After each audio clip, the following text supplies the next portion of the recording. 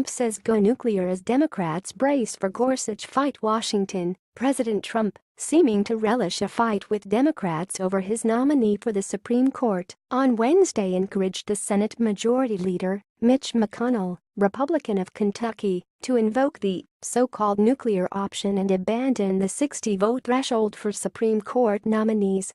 "If we end up with that gridlock, I would say, if you can, Mitch, go nuclear," the president said on Wednesday from the Roosevelt Room of the White House. "Because that would be an absolute shame if a man of this quality was put up to that neglect. I would say it's up to Mitch, but I would say, go for it." His call for a battle came as Democrats began grappling on Wednesday with their most consequential strategic choice to date in the age of Trump: how aggressively to oppose the president's choice. Federal Appeals Court Judge Neil M. Gorsuch, in choosing a respected, plainly qualified and deeply conservative jurist, Mr. Trump has dared Democrats to pursue the kind of blanket obstructionism that they long accused Republicans of embracing during the Obama administration. But for a party that is often strained to match the fury and zeal of its base during the wave of anti-Trump activism since the election, a full-scale showdown may prove unavoidable, doubling as a referendum on resistance tactics to a White House that liberals fear and abhor. Democrats intend to remind the public, with great frequency, about Republicans' treatment of Merrick B. Garland, President Barack Obama's nominee to fill the vacant seat last year, who was blocked from even receiving a hearing. Mr. McConnell said a justice should not be seated during an election year, even though there is no prohibition on such action. On Wednesday, as Judge Gorsuch made his initial courtesy calls with senators on Capitol Hill, Republicans assumed the tone of a party in power, appealing for unity and adherence to Senate custom. Judge Gorsuch's first call after the announcement of his nomination was to Mr. Garland as a gesture of respect, according to Ron Bongian, a spokesman for the nomination effort. The nominee was also joined on Wednesday by Kelly Ayotte, a well-liked former Republican senator from New Hampshire, who is helping to shepherd him through the nominating process months after losing her re-election bid.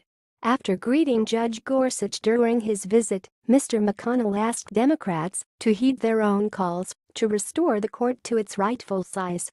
"I would invite Democrats who spent many months insisting we need 9 to join us in following through on that advice," he said from the Senate floor. So far, Democrats have appeared unmoved and occasionally seething.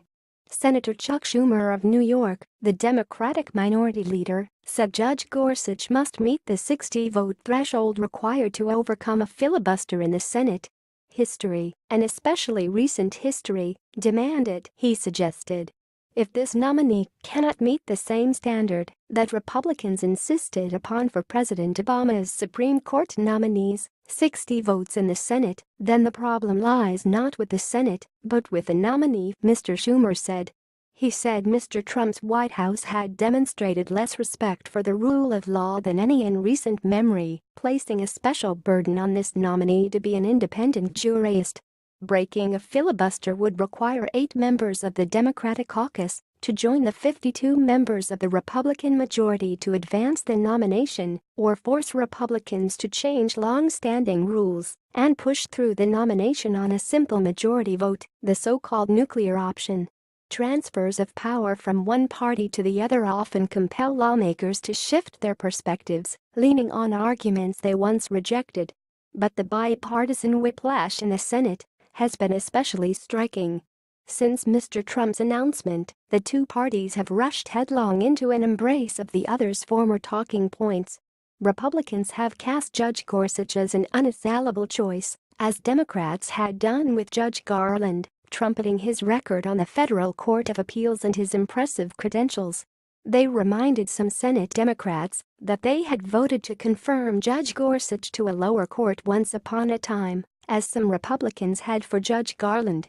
Senators like Ted Cruz, Republican of Texas, who, before the election, raised the possibility of blocking a nomination indefinitely if Hillary Clinton won the presidency, have insisted on swift action. And some Democrats have argued, after nearly a year spent lamenting a vacancy on the court after Justice Antonin Scalia's death, that Judge Gorsuch must not be allowed to assume the seat. The Democrats should treat Trump's SCOTUS pick with the exact same courtesy the GOP showed Merrick Garland. Dan Pfeiffer, a former senior advisor to Mr. Obama, wrote on Twitter, "Don't flinch, don't back down." Reactions to Judge Gorsuch's nomination among Democrats seemed to sort themselves into three camps. There were some cautious statements, often from moderate Democrats in states that Mr. Trump had won, urging careful consideration of the pick. There were policy-based concerns raised about Judge Gorsuch's trail of conservative opinions and leanings. And there were arguments that did not focus much on Judge Gorsuch at all, framing the choice of any judge not named Merrick Garland to be illegitimate. "This is a stolen seat," said Senator Jeff Merkley, Democrat of Oregon. "This is the first time in American history that one party has blockaded a nominee for almost a year in order to deliver a seat to a president of their own party. If this tactic is rewarded rather than resisted, it will set a dangerous new precedent in American governance."